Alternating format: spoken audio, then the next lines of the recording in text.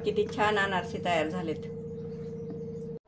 चला तर आज आपण आषाढ तळणीसाठी 1 किलो रेशनच्या तांदळाचे जाळीदार मस्त टम्म फुगलेले अनारसे बनवूया। त्याच्यासाठी 1 किलो रेशनचा तांदूळ घेतलेला आहे। तांदूळ स्वच्छ निवडून घ्यायचे, खडे वगैरे असतील तर काढून घ्यायचे आणि 3 पाण्याने स्वच्छ धुवून घ्यायचे असे चोळून आणि झाकून ठेवायचे। हे तांदूळ 3 दिवस भिजवून द्यायचे आणि चौथ्या दिवशी काढून फॅनच्या हवेला कॉटनच्या कपड्यावर सुकवून घ्यायचे। 2 तास सुकवल्यानंतर हे छान मस्त कोरडे होतात। उन्हात त्याला अजिबात वाळवायचं नाही, फॅनच्या हवेला सुकवून घ्यायचे तर आणि 3 दिवसामध्ये दररोज पाणी बदलत राहायचं, म्हणजे हा तांदळाचा अजिबात वास येत नाही। कोरडे झालेले तांदूळ आता मिक्सरच्या भांड्यामध्ये घालून दळून घेऊयात। मस्त बारीक दळून घ्यायचे आणि बारीक चाळणीने चाळून घ्यायचे हे सर्व तांदूळ। गुळाचे अनारसे खूपच भारी लागतात, एकदा नक्की बनवून बघा। आणि हे राहिलेलं परत एकदा मिक्सरमध्ये टाकून घ्यायचं आणि एकदम पूर्ण बारीक करून घ्यायचे सगळे तांदूळ। छान जाळी पडण्यासाठी थोडीशी आपल्याला साखर घालायची ह्याच्यामध्ये आणि अर्धा किलो गूळ घालायचा। 1 किलो तांदूळ येथे अर्धा किलो गूळ आणि थोडीशी एक छान बारीक वाटी भरून साखर घातलेली आहे मी ह्याच्यामध्ये। साखर पण मिक्सरला लावून घ्यायची दळून आता आपण।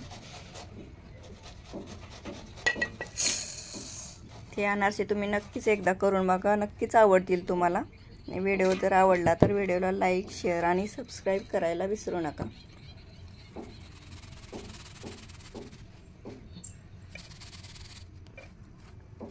छान ह्या गाठी अशा झालेल्या साखरेच्या फोडून घेऊ आणि अर्धा किलो गूळ मी किसून घेतलेला आहे।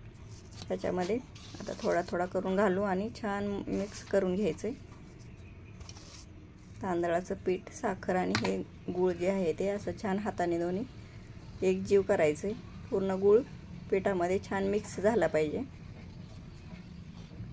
ह्याच्यामध्ये आपल्याला पाणी किंवा दुधाचा अजिबात वापर करायचा नाही, फक्त गुळाच्या ओलसरपणामध्ये। आणि आपलं पीठ पण थोडंसं ओलसर आहे, जास्त वाळवलेलं नाही तर तांदूळ फक्त फॅनच्या हवेला सुकवलेले आहेत, त्याच्यामुळे ह्याच्यात पाण्याची अजिबात गरज पडत नाही।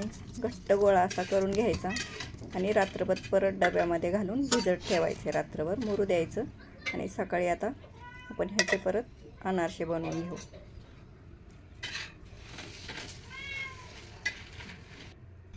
सकाळी छान हे पीठ मस्त घट्ट होतं, एकदम छान मग हे होतं, घट्ट झाले बघा, हे पूर्ण मिळून येतं।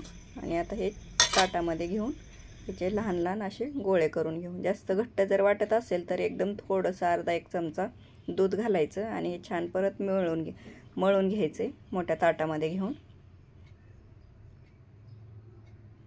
असे लहान लहान गोळे करायचे। खसखस घ्यायची, खसखसमध्ये थोडेसे दाणे टाकलेले साखरेचे, म्हणजे जाळी छान पडते। तेल गरम करत ठेवलेले, मंद आचेवर हे अनारसे तळून घ्यायचे। खसखस लावलेली बाजू वरती येईल अशा प्रकारे। बघा किती छान अनारसे झालेत। आणि अनारसे ठेवताना पोह्यावर ठेवून घ्यायचे। धन्यवाद।